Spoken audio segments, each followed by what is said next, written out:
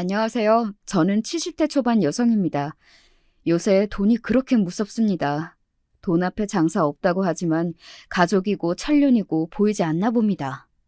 자식놈들 키워봤자 부모를 돈주머니로 알다니 기가 막힐 노릇입니다. 유산이라도 있으니 줄 때 되면 어련하게 줄까 그날 일은 치는 건지 믿기도 하네요. 부모한테 받을 것이 없어도 효도하고 사는 사람들이 얼마나 많은데 내 새끼들은 호강에 받쳐 난리를 치고 앉아있으니 어디 나가서 말도 못해요. 자식욕이 결국 내 욕 아니겠어요? 여기라도 털어놓으면 조금 시원할까요? 일단 제 이야기라도 들어보세요. 우리 부부는 동갑으로 50년을 함께 살았습니다. 자식도 넷을 낳았는데 7살 때 첫 딸이 죽었습니다. 집 앞에서 놀다가 차 사고를 당했습니다. 그때만 생각하면 억장이 무너질 것만 같네요. 생때 같은 자식을 눈앞에서 잃고 나니 제가 말이 많이 없어졌습니다. 신나는 일도 없고 말이죠. 아들 삼형제를 보고 있으면 자꾸 그 아이가 눈앞에 아른거립니다. 그때부터 남편과 저는 돈독해졌습니다. 다른 이들은 자식을 잃으며 사이가 틀어진다고 하는데 저희는 아니었습니다. 그렇다고 특별한 애정이 있는 것은 아니었습니다. 서로 자식을 잃었으니 시쳇말로 전우애 같은 감정이 싹 텄다고 볼 수 있습니다. 그 전우애가 오히려 연정보다 무섭네요. 전쟁터에서 전우가 먼저 죽는다고 생각해보세요. 전쟁에서 살아남을 자신이 없어지잖아요. 50년 전우가 췌장암에 걸렸다는 말을 들었을 때 하늘이 무너졌습니다. 남은 인생 어떻게 살아가야 싶었습니다. 철없던 옛날에는 남편이 먼저 가면 밥도 안 해도 되고 돈 아껴 쓰라는 잔소리도 안 듣고 좋겠다고 생각한 적도 있었지만 막상 현실로 닥치니 안타까웠습니다.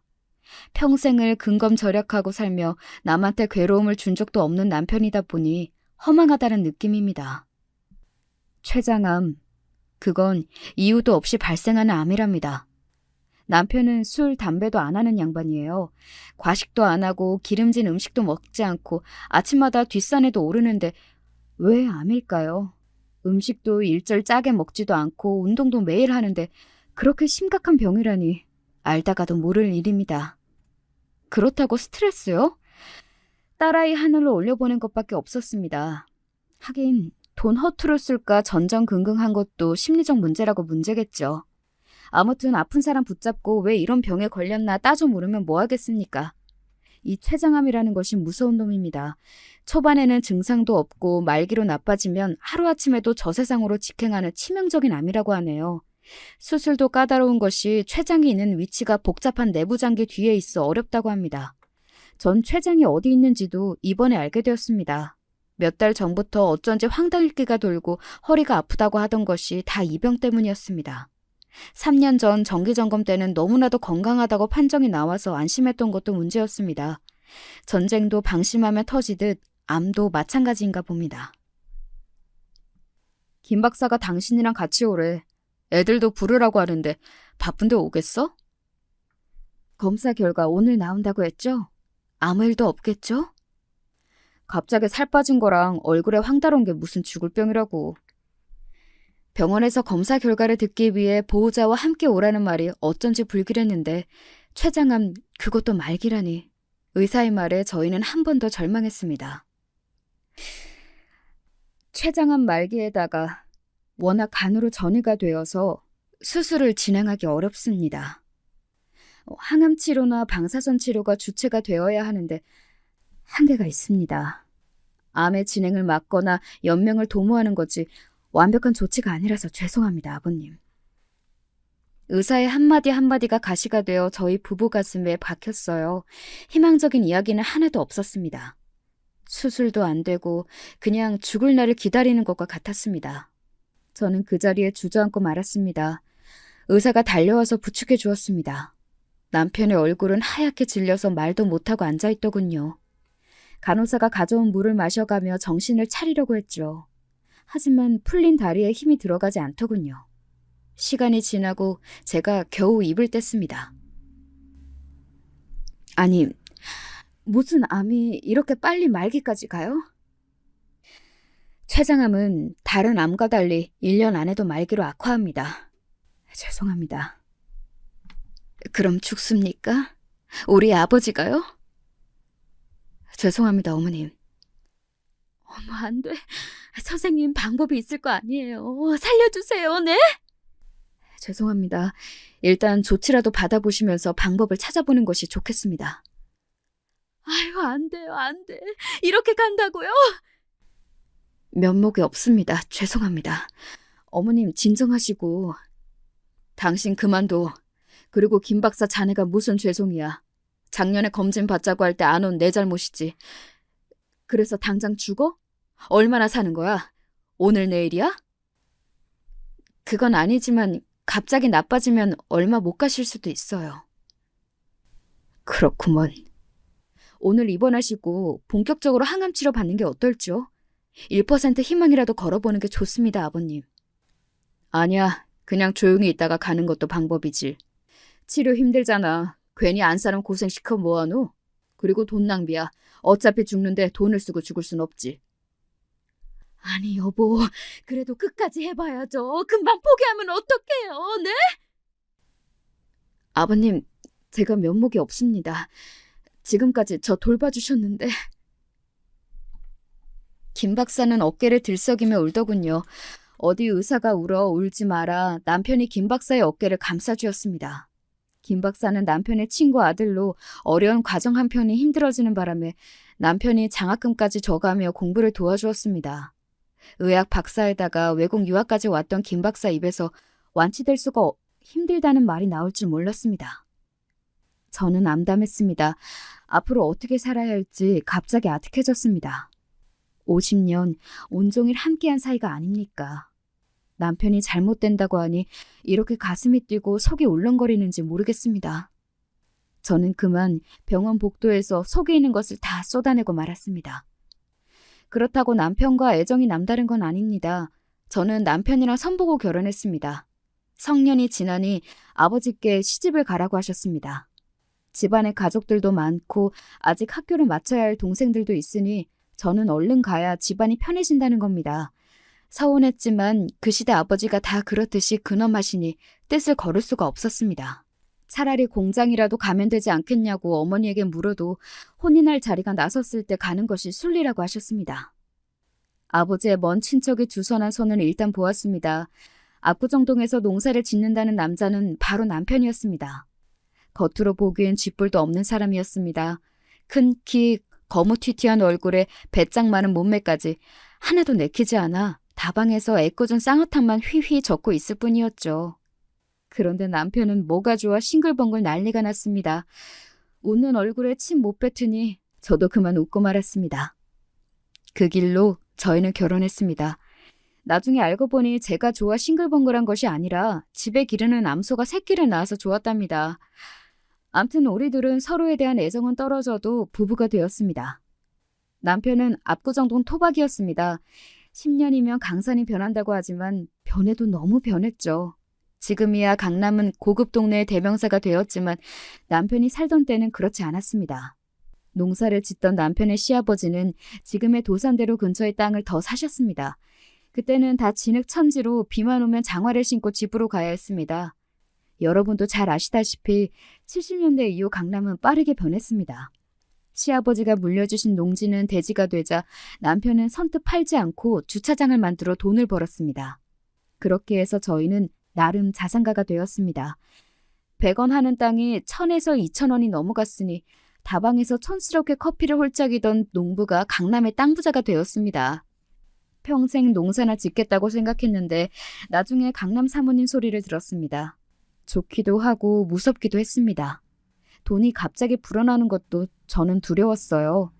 돈 생기면 남자들 두 집 살림하는 것도 많이 봐왔거든요. 혹여 나를 버리면 친정아버지한테 혼이 날 텐데 같은 이상한 생각이 들었습니다. 지금까지 그런 일은 없었지만 이제와 아파서 먼저 간다니요. 아무리 돈이 많아도 해결하지 못하는 것도 있네요. 대부분 부자라고 하면 졸부를 떠올리며 자식들은 온갖 사치에 페루나가 되어 있을 것을 드라마에서 본 적이 있을 겁니다. 그러다가 패가 망신하는 것으로 끝을 내기도 하지요. 그때만 해도 복부인이라고 해서 가정주부로 위장해 땅 투기꾼이 극성을 부리기도 했어요. 부동산으로 돈을 왕창 벌 수 있는 시기라 땅을 사러 온다는 사람들도 많았습니다.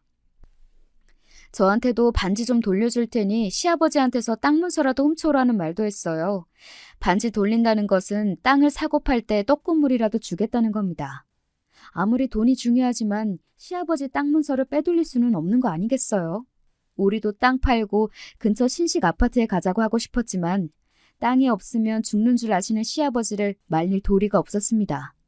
그렇다고 돌아가시라고 치성을 드린 적도 없었습니다. 그런데 요새는 그렇지도 않나 봅니다. 제가 아는 친구네는 돌아가시면 재산을 준다고 하니 손자가 언제 죽냐고 물어봤답니다. 어린 손자가 하는 말이니 웃고 넘겼지만 재산 상속을 너무 당연한 일로 여기는 일이 많은 것 같죠? 자식이니 권리라고 하지만 어쩐지 씁쓸했습니다.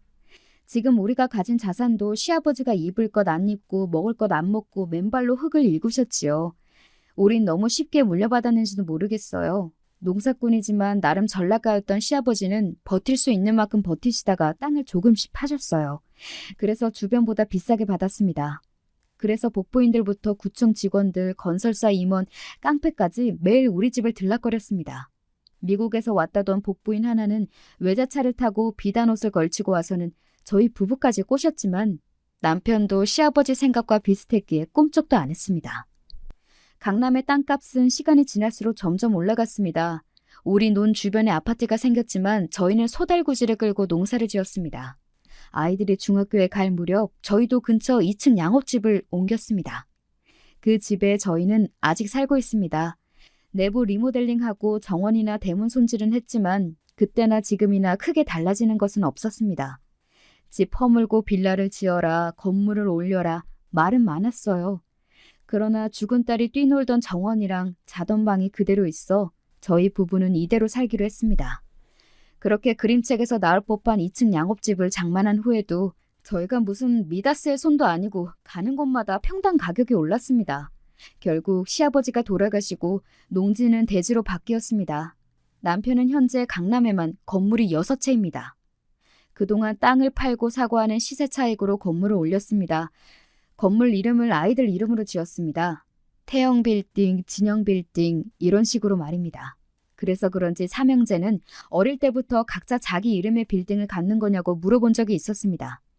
남편은 빙그레 웃기만 했습니다. 있으면 그렇게 바라는 게 사람의 심리니까요. 하여튼 이런 심리를 저희 부부도 이용해서 아이들을 훈육하게 되더군요. 너희들 말 안 듣고 까불면 유산 상속은 없어. 알아들어? 아버지! 이것들이 유산을 꼭 받고 싶니? 아주 난리네 난리야. 장난삼아 한 말인데 점점 협박이 되어버렸습니다. 이런 식으로 아이들에게 교육하면 안 되는 걸 알지만 어쩐지 자꾸 돈으로 애들을 조절하려고 했습니다. 문제는 진짜 상속받을 때 나타난다는 것을 모르고 말이죠. 아무튼 남편은 건물을 올렸고 빈 땅은 주차장을 운영했습니다. 농사만 짓던 남편이 땅으로 돈을 버는 방법이었습니다. 주차장 관리도 사람을 쓰지 않고 저희가 직접 했습니다. 놀면 밥이 나오는 것도 아니라면서 남편이 저까지 관리 일을 시켰습니다. 근검절약, 남들이 보면 공상이라고 할 정도로 저희는 돈을 쓰지 않았습니다. 그렇다고 쓸 곳에 안 쓴 것은 아닙니다.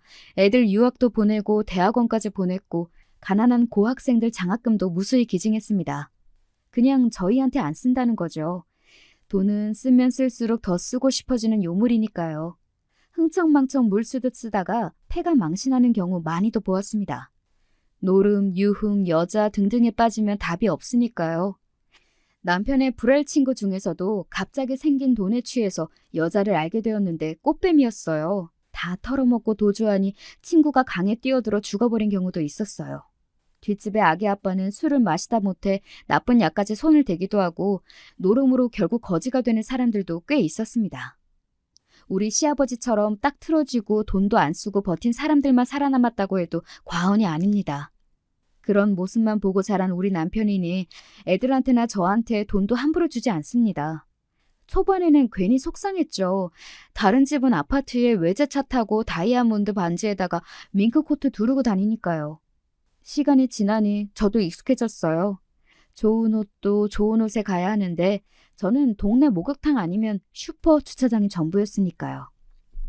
저희 부부는 컨테이너에서 잠도 자고 밥도 먹으면서 주차장을 운영했습니다. 좋은 곳 놔두고 하필 컨테이너냐고 뭐라고 하는 사람도 있었습니다. 남들은 무슨 궁상이냐고 하겠지만 세금 낼 돈을 벌어야 한다는 것이 남편의 신조였습니다.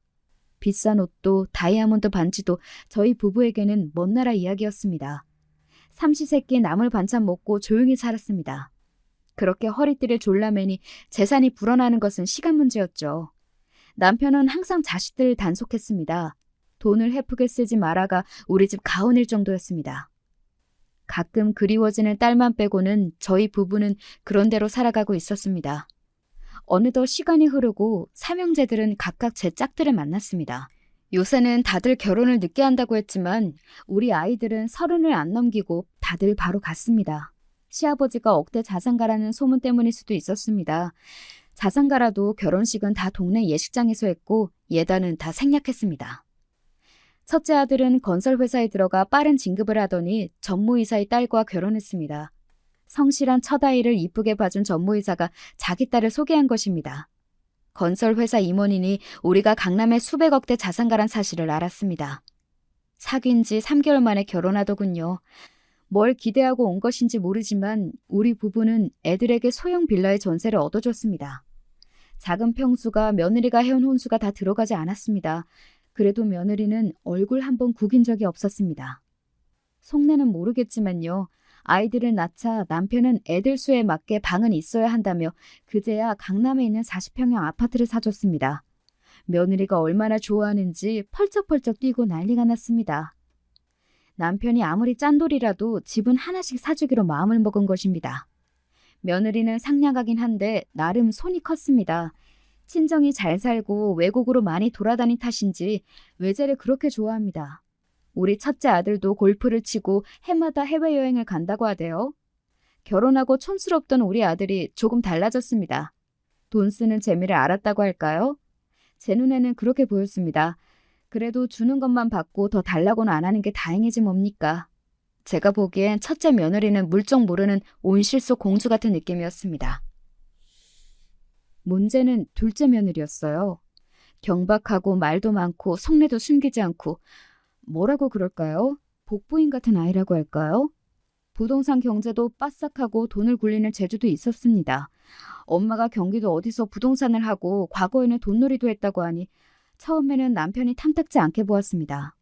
하지만 대학교 동아리에서 만나 10년을 사귄 사이라 헤어질 수 없다고 하대요.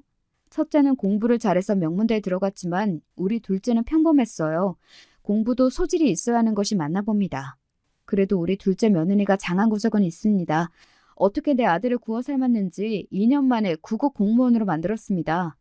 지금껏 지 때문에 우리 아들이 정신 차렸다며 큰 소리로 탕탕 치고는 있지만요. 그 덕에 남편이 결혼을 허락했죠. 하긴 공부야 우리 아들이 했지만 며느리가 옆에서 족치지 않았으면 어림도 없는 일 같았어요. 문제는 둘째 며느리가 첫째 며느리와 씀씀이를 같이 하려고 하니 문제였습니다.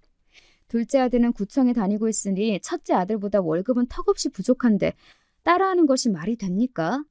게다가 첫째는 손주가 둘이지만 둘째는 쌍둥이를 낳아서 벌써 넷입니다. 아버님 돈이 없어요. 도와주세요. 이 말을 달고 사는데 도와주는 것도 한도가 있는 거죠. 첫째 손주들이 영어 유치원에 보내자 자기도 보내야 한다면 돈을 달라는 겁니다. 나중에는 쌍둥이들 밀고 들어와 돈을 뜯어갔습니다. 학교 준비물 사러 가야 한다는 것도 가끔 우리 집에서 와서 타가기도 했습니다. 그렇다고 남편이 돈을 안 준 것도 아닙니다. 손주를 낳을 때마다 남편은 며느리에게 1억 원씩 주었습니다. 솔직하게 1억이 적습니까? 올이나 되니까 주는 거죠. 감사할 줄 알아야 할 텐데 오히려 적다고 야단입니다. 그 재미 보더니 둘째는 자꾸 임신하는 겁니다. 이것도 본인 입으로 나온 소리였습니다. 물론 농담이겠지만 시아버지가 돈을 주니 자꾸 임신하고 싶다는 겁니다. 받는 돈으로 투자까지 해서 이익을 봤다는 말까지 하더라고요. 돈놀이 하라고 준 것도 아니고 아기에게 들어갈 돈이 많으니 제가 한꺼번에 주라고 해서 책정한 금액이었습니다. 그 이후에는 졸업, 입학 시즌별로 할아버지의 봉투가 하사되었습니다. 제가 보기엔 다들 당연한 태도로 돈을 받더라고요. 첫째와 마찬가지로 둘째도 결혼 10주년이 되니 40평대 집을 강남에 장만해 주었습니다. 그랬더니 식구가 더 많은데 평수가 작다고 투덜거리는 것이 아주 꼴불균이었습니다. 첫째는 가끔 선물이라도 사오는데 둘째는 우리 집에서 가져갈 것이 있는지 냉장고부터 뒤집니다. 외부에서 선물이 들어온 경우가 있거든요. 저도 평소에 못 먹는 과일이나 고기도 먹어볼 새도 없이 어머니 안 드시죠? 하면서 가방에 넣는 것이 가관이었습니다. 단지 먹는 것이 아까워서 아닙니다. 태도가 문제입니다. 맡겨놓은 거 가져가는 것처럼 너무나 당당한 꼴이 보기가 싫었습니다. 저러다가 한번 큰일을 치고 말 거라고 전 생각했습니다. 며느리를 차별하면 안 되는데 해도 너무한 아이였습니다. 둘째 며느리는 말이죠. 솔직히 제가 별로라고 생각하는 이유가 또 있었습니다. 시아버지 말에는 연한 배처럼 굴지만 저한테는 대답도 시원찮게 하고 무시하는 성향이 있기에 첫째 며느리나 셋째 며느리보다는 정이 안 갔습니다. 나쁜 것, 나를 슬슬 무시하는 것이 언제 한번 홍구멍을 내겠다 다짐했지만 그놈의 자식 때문에 참는 건 아니겠습니까? 내가 화를 내면 그 불똥이 내 아들한테 갈 수도 있으니까요. 셋째는 유학도 갔다 오고 대학원까지 공부했습니다. 아직 시간 강사이긴 하지만 대학 교수입니다. 3년 전에 결혼해서 아직 애가 없습니다. 며느리는 소설가입니다. 셋 중에서 제가 좋아하는 며느리입니다. 우리 집안 돈에도 관심 없고 시아버지 앞에서 점수 따려는 마음도 없어 보였습니다. 무엇보다 제 꿈이 소설가였거든요. 책만 보면 아버지가 그렇게 싫어하셨기에 이불을 뒤집어 쓰고 책을 읽던 기억이 새록새록 나더라고요. 지금도 저는 책을 읽습니다. 주차장에서 뭐 하겠어요? 글이나 읽는 거죠. 근처 도서관에서 빌려서요. 노래도 배우고 춤도 배웠는데 저랑은 적성이 안 맞더라고요. 그래서 셋째 며느리가 부러워요. 집 초대해서 한번 가봤는데 서재가 그렇게 좋아 보이더라고요. 남편은 책은 도서관에서 빌려보는 거 아니냐고 하지만 그럼 소설가는 뭐 먹고 삽니까? 어머님 책 좋아하시죠? 읽으니까 좋더라고요. 하며 책을 주더군요. 그래서 셋째 며느리가 좋기도 합니다. 그럴 때마다 둘째 며느리가 나서서 한마디씩 합니다. 읽어서 남는 것도 없는 소설은 왜 그렇게 가져와? 출판사에 문제집이나 자기계발서는 없어? 이러면서 실룩거리는 꼴이 그냥 싫었습니다. 어른이 돼서 너 재수없다 얘 이럴 수도 없는 노릇이었습니다. 일단 티를 내진 않았습니다. 며느리가 많으면 그중에서 좋은 아이 싫은 아이가 있다고 생각할 뿐이었죠. 제가 이렇게 제 식구들을 소개하는 것은 남편 생일날 벌어진 일 때문입니다. 췌장암 판정을 받고 며칠 후의 일이었어요. 오랜만에 다 모이게 되니 췌장암에 걸린 상황을 이야기하려고 했습니다. 첫째 며느리는 생신상을 업체에다 주문해서 장만한다는 것을 갈비찜만 해오라고 제가 시켰습니다. 둘째한테는 전을 구워오게 하고 셋째는 신혼이니 과일만 깎아서 가져오라고 시켰죠. 다 모이면 10명 이상 대식군이 이렇게 음식을 해오든 사오든 각자 가져오는 것이 좋더라고요. 미역국하고 밥이랑 김치는 제가 했습니다. 소박한 생일상으로 저녁을 먹었습니다. 부쩍 마른 남편은 입맛이 없어 보였습니다. 다들 어디 아프냐는 말은 한마디씩 했지만 크게 개의치 않는 모습이었습니다. 내 자식들은 남편에게 관심이 없어 보였습니다. 이건 남편 탓이긴 합니다. 제 고집대로 하는 남편이니 알아서 치료받겠지 이런 반응으로 보일 수밖에 없었습니다. 밥을 다 먹고 나니 남편은 할 말이 있다며 아들들과 며느리를 자신의 방으로 오라고 했습니다. 저도 덩달아 따라 들어갔습니다. 자식들은 긴장한 기색을 감추지 못했어요. 지금까지 살면서 할 말이 있으니 방으로 오라는 건 처음이었으니까요. 남편이 생일상 앞에서 말이 없었는데 처음으로 입을 열었어요. 내가 말이다. 오래 못 산다. 췌장암이라는데 치료가 어렵대. 네? 무슨 소리예요? 김 박사가 그래요? 평소에 아무런 징후도 없었잖아요. 내가 당장 김 박사 만나봐야겠어요. 만나면 뭐해? 이미 내 안에 퍼졌는데. 그렇게 무섭대 췌장암. 무증상이라고 하더라. 아무튼 너희들도 마음의 준비들 하라고 불렀다. 아버지 준비라뇨. 암 치료라도 받아보세요. 혹시 아세요? 사실지? 네, 형 말대로 끝까지 치료하세요. 요새 약이 좋아졌다고 하니까요. 마지막까지 평소대로 지내다가 가고 싶어. 병원은 질색이야. 질색이라도 치료를 받아야죠. 자식들 멀쩡하게 있는데 쉽게 포기하는 건 아닙니다. 네, 아버님. 외국으로 가셔서라도 치료를 받으세요. 다른 며느리들은 아직 말도 못 꺼냈습니다. 다들 침울한 분위기였어요. 눈물들이 그렁그렁한 막내 아들이 안쓰러웠습니다. 저는 슬펐습니다. 부모 앞에 먼저 자식이 가는 것도 못할 짓이지만 자식에게 부모가 제 죽음을 통보한다는 것도 못할 짓이네요. 훌쩍이고 한숨을 내려쉬고 병원에서 암 진단받고 돌아온 날도 우리 부부는 울다가 한숨 쉬다가 그랬는데 내 자식들이 이러고 있으니 가슴이 뭉개졌습니다. 그래요, 여보. 애들 말 듣고 어디 외국이라도 가서 치료 받읍시다. 난 마음 정했어. 평소대로 가다가 갈 거야. 당신도 그렇게 알아. 이제 나가봐. 게다가 치료보다는 집에서 편히 있다가 가고 싶다는 남편 뜻이 너무 완강했어요. 피곤하니 쉬겠다는 남편을 뒤로하고 자식들이 거실로 모였습니다. 저도 뒤따라 거실로 힘겹게 나오니 셋째 아들이 제 손을 잡더군요. 아들 중에 딸 같은 자식이었습니다. 엄마 얼굴이 말이 아니네. 그동안 혼자 끙끙 앓았겠네. 우리한테 말도 못하고. 걱정하지 마세요.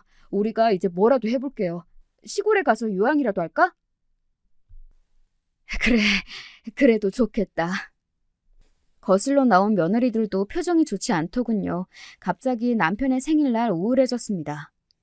일단 분위기를 풀어야겠다고 생각했어요. 남편도 남편이지만 자식들이 암울해하는 것을 보는 제 마음도 편치 않더군요. 그래서 후식이나 먹고 가라고 했습니다. 셋째 며느리가 먼저 일어나 부엌으로 갔습니다. 다른 며느리들도 천천히 일어나 부엌으로 갔습니다. 저는 거실에 앉아 아들들과 몇 마디 더 주고받고 있었고요. 그러다 저번에 지어온 남편 보약을 데워야겠다며 저도 부엌으로 향했습니다. 아들들은 속이 답답하다며 정원으로 나갔습니다. 복도를 걸어 부엌으로 향했습니다. 거실에서 바로 부엌으로 연결되는 것이 아니라 복도를 지나서 안쪽으로 꺾어져 들어가는 구조였습니다. 거실에서 부엌까지 이렇게 멀게 만들었나 40년을 살면서 투덜거렸습니다. 이제는 다리가 아파서 걷는 것도 쉽지 않은데 말입니다. 저는 부엌에서 나는 소리에 발걸음을 멈췄습니다. 웃음소리가 들린 것입니다. 웃어? 누가? 올해 재물운이 있다던데 형님, 역시 노인들은 어떻게 될지 모른다니까요. 분명 둘째 며느리 음성이었습니다. 평소에도 경박하고 말도 많은 애지만 이런 상황에서 웃음이 어떻게 나오는지 이해가 되지는 않더군요. 그래서 저는 부엌으로 들어가진 않고 이야기를 더 들어보기로 했습니다. 그러게, 췌장암이 그렇게 무서운 병이야? 검색이라도 해볼까요? 그럼 이 집하고 주차장은 어떻게? 어머님 혼자 사시나? 저번에 주차장은 다 합쳐서 1,000 이상 넘는다고 하던데. 1,000만 원이야? 1,000원. 어머머, 말도 안 돼. 대단하네요. 저는 좁아서 얼마 되겠나 했죠. 강남이잖아. 동서 시집 잘 왔네. 3년 만에 대박 터졌어? 그거 다 주신대요? 자식들 안 주시면 누구 주니? 그러니까 우리가 싱글벙글하지. 그것만 있어? 건물 6채에 이 집까지 있지. 가평에도 시골집 있잖아. 다 합치면 2천억 되는 거냐? 암튼 대규모 상속이 이루어질 거야. 네? 진짜요? 못해도 저희한테 500에서 600원 이상은 받을 수 있겠네요? 와, 우리 남편 전임 되겠다. 돈 필요하다고 했는데. 전임만 되니? 우리 재벌도 될 수 있어. 상속세도 만만치 않겠다. 근데 췌장암이라는 거 백혈병이랑 비슷한가? 금방 가나 봐. 아싸! 형님, 췌장암 바로 죽는데요. 대박이죠? 검색하니까 그렇게 쓰여있네요. 그럼 올해 못 넘기세요?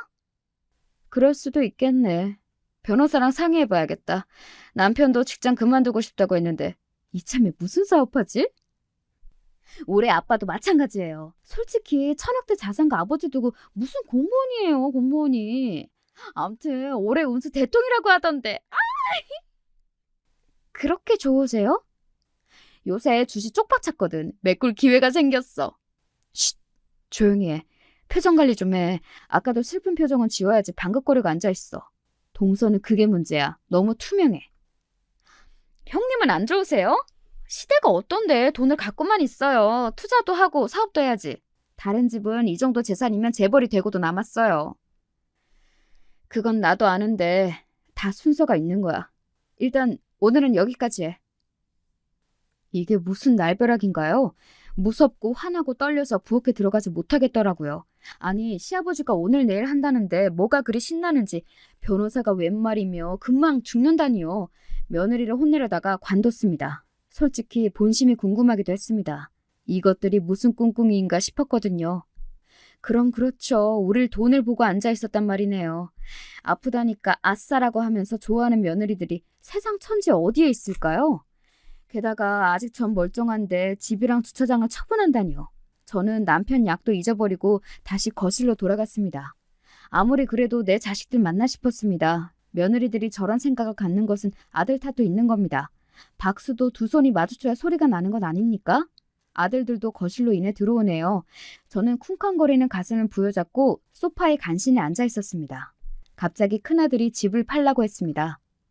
엄마, 일단 이 집 처분하죠. 두 분이 계시기에 커요. 관리도 못하고. 제가 알아볼게요. 형이? 왜 알아봐? 이 집 처분하면 돈을 그대로 꿀꺽하게? 야, 무슨 꿀꺽이야. 어차피 다 배분이 공평하게 되는데. 저번에도 형한테만 아버지가 돈 줬잖아. 그거야 장인어른이 사업하니까 그렇지. 만약에 아버지 돌아가시면 돈도 장인이 제일 많이 낼 거야. 아버지 칠순 때도 네 사돈이 가져온 게 뭐야? 식용유 세트? 장난해? 다 자기 형편에 맞추는 거지.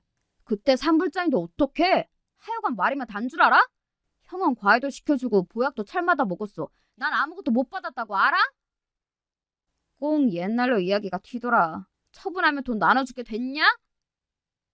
지금 돈 얘기할 때니? 그만둬! 저는 벌떡 일어나 소리를 질렀습니다. 아까도 억장이 무너지는데 이것들까지 제 화를 돋웠습니다. 이걸 자식이라고 미역국을 먹었나 싶었습니다. 김 박사는 세상이 무너질 듯 울던데 이것들은 돈 이야기만 하는지 원 행여 남편이 들을까 조용조용 넘어가려고 했는데 도저히 참을 수가 없었습니다. 오늘이 어떤 날입니까? 남편이 더 이상 살 수 없다는 말을 자기 생일에 한 날이었습니다. 그런데 아싸라니요. 그럼 그렇지 며느리 생각이나 아들 생각이나 다 같은 거였습니다. 이렇게 노골적으로 며느리들이나 아들들 입에서 돈 이야기가 나올 줄 몰랐습니다. 당장 남편에게 이야기하고 싶었지만 상처를 주고 싶지 않았습니다. 저는 고민하다가 셋째를 찾아갔습니다. 내가 할 말이 있어서 어제 다 들었다. 네? 제가 뭘요? 신나서 떠드는 거 말이야. 아버지 돌아가시는데 그렇게 좋아? 아, 그거야 형님께서 그런 거죠. 전 아무 말도 안 했어요, 어머님. 안 하긴 목소리만 들어도 알지. 너는 우리 집 재산에 관심 없는 줄 알았다. 글 쓰는 사람들 돈에 관심 없는 건 아니니? 이 세상을 다 뒤져보세요. 돈에 관심 없는 사람 어딨어요. 그나저나 그렇게 많은 줄 몰랐어요. 그동안 너무 소박하게 사셨어요. 대단하세요. 땅 파먹고 살다가 부자 됐다고 달라지면 쓰나. 어제 2천원대 재산이라고 하니 저도 가슴이 막 뛰더라고요. 죄송해요. 아버님 생각은 못했어요. 게다가 어머님도. 그러니까 너한테 따로 시킬 일이 있어. 네 남편도 모르게 해라. 대신 아버지한테는 너는 그나마 욕심 없다고 얘기는 해주마. 자식들 6명이 우리 부부 없이 따로 모인다고 합니다. 아버지 암 대처를 어떻게 할지, 극단적인 상황에 엄마 거처는 어떻게 할지 호텔 중국집에서 가족회의를 한대요. 그 자리에 저는 딱 빼놓는 것을 보니 유산 이야기도 할 모양이지요. 비겁한 방법이지만 셋째 며느리에게 대화를 녹음하라고 했어요. 소설가라서 그런지 평소 사람들 대화나 아이디어를 녹음하는 버릇이 있다고 했기 때문에 도대체 무슨 작당을 하는지 궁금했습니다. 며칠이 지나고 셋째 며느리가 집으로 찾아왔습니다. 남편은 하던 대로 하겠다며 주차장 관리를 하러 아침에 나갔고 저는 할 일이 있다며 먼저 가시라 했죠. 저는 아무도 없는 집안이지만 혹여 누군가 들을까 안방으로 불렀습니다. 셋째는 녹음 파일을 선뜻 꺼내놓으려고 하지 않았어요. 형님들 혼낼 건 아니니까 걱정하지 말고 내가 자식을 잘 키웠는지 보고 싶기도 해. 판도라의 상자 아닐까요? 뭐? 열면 어머님이 다칠 텐데요. 제가 한 말씀 드리면 2천억이에요. 상속 재산 놓고 싸우지 않는 가정 없을걸요? 그 정도 금액인데 어떤 자식들이 혹하지 않겠어요. 그렇다고 아버지 죽는다고 하는데 아싸라고 하니? 아싸? 형님 빚이 있대요. 빚있으면 얼마나 힘든데요. 어머님 빚 없으시잖아요. 진짜 빚지면 말이죠. 세상에 내 편 하나 없고 어디 가서 도둑질이라도 해서 돈을 마련하고 싶어요. 저도 아버지가 신용불량자의 재산 압류 당해봐서 아는데요. 어머님은 돈은 안 쓰셨지만 돈 걱정은 없이 사셨잖아요. 형님 한번 봐주세요. 뭐? 빚 있으면 사람 죽어도 아싸하니? 사람이 사람다워야지. 그건 짐승도 안 그러겠어. 아, 진짜 그 형님은 다 좋은데 말이 너무... 죄송해요. 저 이거 드리면 이 집안 배신자 되잖아요. 저도 아버님 재산 탐나요. 그런데 저만 입 다물고 있었어요. 괜찮아. 너 정도 표현하는 건 봐줄 수 있어요. 근데 첫째랑 둘째는 죽기만 기다리고 있던 애들 같아. 왜? 이번엔 뭐 했어? 춤이라도 췄구나? 나 죽으면 뭘 하려고 할까? 동네 잔치라도 열 판이네. 줘봐. 녹음 파일 들어보게. 얼른. 그냥 개판으로 싸우는 거죠 뭐. 며느리는 핸드폰 어플리케이션을 하나 눌렀습니다. 호텔 중국집에 모인 아이들은 가관이었습니다. 둘째는 자기네 전문에 나와서 학비도 싸게 먹혔다며 수억 들여 외국에 갔다 온 셋째에게 유산을 덜 받으라고 하고, 셋째는 애 4명이라도 집에서 야금야금 가져간 거 뭐냐고 받아치더라고요. 첫째에겐 사돈한테 돈 준 걸 트집 잡았습니다. 대기업에서 나와 건설회사를 차린 첫째 장인이 우리 집에 와서 돈을 유통해 간 것이 있거든요. 돈 타려고 임신했냐, 장남으로 한 게 뭐냐, 유학 갔다 와서 직장도 못 구했냐, 사준 집 시세가 차이가 난다 등등 쪼잔한 것 하나하나 짚어내며 싸우고 난리를 치는 목소리들이 고스란히 담겨 있더라고요. 초반에는 아버지 위안나는 것이 결국 개싸움이 되고 있더라고요. 이렇게 돈에 야망이 있던 것들이 어떻게 참고 살았는지 궁금했습니다. 둘째가 고량주를 시키더군요. 그때부터 이것들의 취중 진담이 나오는데, 당장 돈이 필요한데 아버지는 언제 돌아가시나, 유산은 받으려면 너무 오래 걸린다. 그 전에 아버지가 해줬으면 얼마나 좋을까. 엄마는 누가 모시냐. 유산 상속 1순위 엄마인데 건강은 어떠시냐. 술까지 들어가니 이것들이 못하는 말이 없더라고요. 유산 받으면 뭘 하겠다 등등 포부를 밝히는 놈까지. 어느 하나 아버지 걱정하는 놈이 없었습니다. 뭐 하는 거야? 그딴 개소리들 다 뭐 하냐고. 그때 갑자기 방문이 열렸습니다. 에구머니, 남편이었습니다. 점심때가 다 지나가니 밥 달라고 온 모양이었습니다. 들으면 안 되는데 저는 어디까지 들었나 물어봤죠. 처음부터 다 들었답니다. 암 환자한테는 스트레스가 쥐약이라면서요. 저는 남편이 지금이라도 잘못될까 어찌나 발을 동동 구르고 있었어요. 남편의 얼굴이 불그락 푸르락 벌벌 떠는 것이 안쓰러워 한약방에서 지어온 공진단을 내밀었습니다. 당장 치우라고 화를 벌컥 냈습니다. 하긴 저라도 속이 천불이 나서 그대로 죽었으면 할지도 모릅니다. 저는 셋째 며느리한테 일단 가보라고 했습니다. 저 아이 말대로 수억 원대 재산이 눈앞에 있는데 다들 눈이 뒤집혀지겠죠. 그렇다면 돈이 원수였습니다. 당신 미쳤어? 애들 말을 녹음하면 돼? 그것도 범죄야, 범죄. 얼어 죽을 범죄는. 그것들 하는 것은 죄가 아니에요? 당신 죽는다고 하니 아싸라고 하는 것들이에요. 지금 곧 누구 하나 죽이라고 끌어온 놈들이 있어요? 병원이라고도 가자고 끌고 가는 놈 있냐고. 그냥 죽을 날만 기다리지. 돈 받을 궁리만 하지. 당신 걱정하는 놈들 하나도 없었어요. 우리가 애들을 잘못 키웠네. 잘못 키우긴 돈이 원수죠. 돈 없어 봐요. 이런 일이 있나. 원수는 무슨, 없어도 문제고 있어도 문제야 돈은. 암튼 내 죽기 전에 이것들 홍구멍을 내야겠어. 엄마 모신다는 말은 없고 더 받았네 덜 받았네 이러고들 있어? 내 죽기 전에 혼을 내야지. 진짜 안 되겠다. 자꾸 죽는다는 이야기 그만해요. 정말 속상해. 남편은 그 후 오랫동안 생각을 하더군요. 저는 그날부터 밥맛이 없었습니다. 다 모아놓고 녹음 파일 동네방네 틀어서 개망신을 줘야 할까요? 갑자기 아침 식사를 하다 말고 남편이 외쳤습니다. 다 팔고 쓰고 가자. 당신 쓸 것만 남겨두고. 돈을 다 쓰고 간다고요? 다 쓰고 죽겠다는 말이에요? 돈 버는 게 어렵지 돈 쓰는 건 쉬워. 여행도 가고 사고 싶은 것도 다 사고 다 쓰고 가야 애들한테 하나도 안 주지. 그걸 언제 다 써요? 아무리 그래도 그렇지. 사회에다 기부합시다. 그럼 되잖아요. 당신이 법을 몰라서 그러는데 유럽은 신청이라는 게 있어. 자식들의 상속권을 보장해주는 법이 있다니까. 기부에도 일정 부분 주는 거래. 그러니까 왕창 쓰자. 신나지? 당신 젊을 때는 돈 안 준다고 토들거렸잖아. 젊을 때나 그런 거지. 지금 사치불에서 저승했어서 갈 것도 아니고. 다이아몬드 반지도 젊은 손이나 어울리는 거죠. 다이아몬드 반지 사고 싶구나? 아니 말이 그렇다는 거죠. 아무튼 다 써요 그럼. 당신 그럴 자격 있어요. 평생 근검절약했는데 이참에 노름도 하고 술도 마시고 사치도 하고 여자도 만나보렵니까? 이 여자가 미쳤어. 환자가 뭘 마셔? 여자를 만나? 당신도 참 엉뚱하다니까. 그 돈 다 쓰고 죽겠다는 당신도 만만치 않아요. 며칠 고민한 것이 그것이에요? 그래, 돈에 환장한 애들 돈 없어져야 식겁하지. 안 그래? 저희 주려고 모은 거지. 이것들은 그것도 모르고 더 달라고 난리지. 없어서 못 주는 사람이 얼마나 많은데. 내 말이 그 말이에요. 금수저, 흙수저 이런 거 있잖아요. 자기들은 무슨 다이아몬드 수저를 물고 태어났는데. 요새 우리 큰딸이 자꾸 생각나. 아파서 그런가. 걔한테 못 해준 거 애들한테 주자고 모았는데 그냥 줘버리면 버릇 망가질까.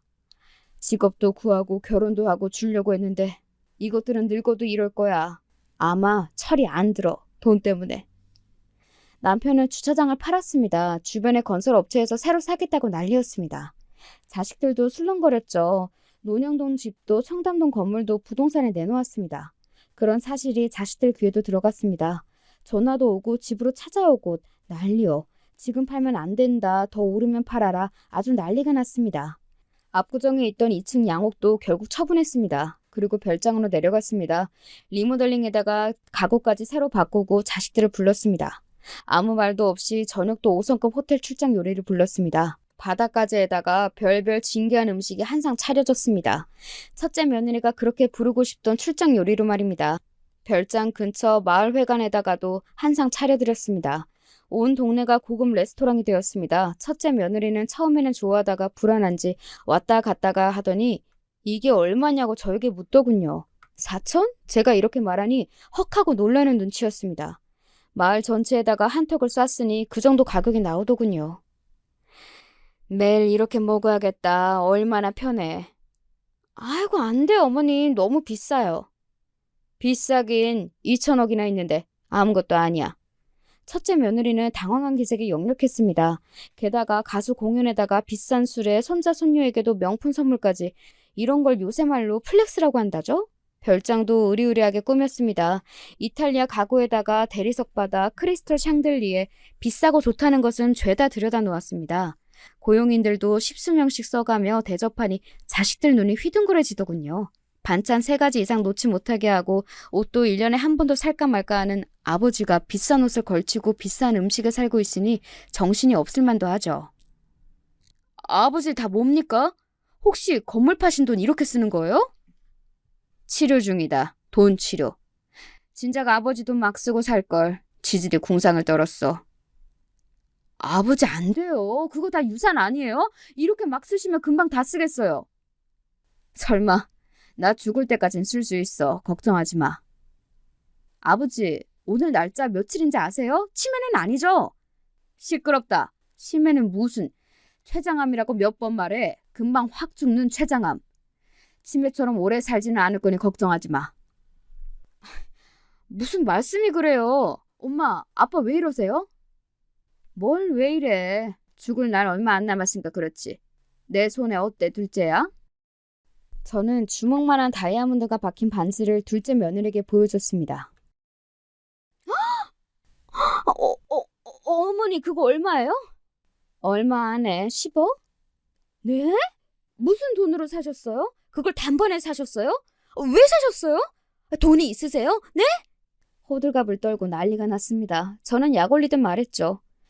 돈은 무슨 돈? 둘째 너희들 줄 유산으로 샀지. 나는 둘째 줄 건물 팔아서 샀어. 네? 우리가 미쳤다고 유산 아낀다고 식은 밥에 물 말아 먹었는지 모른다.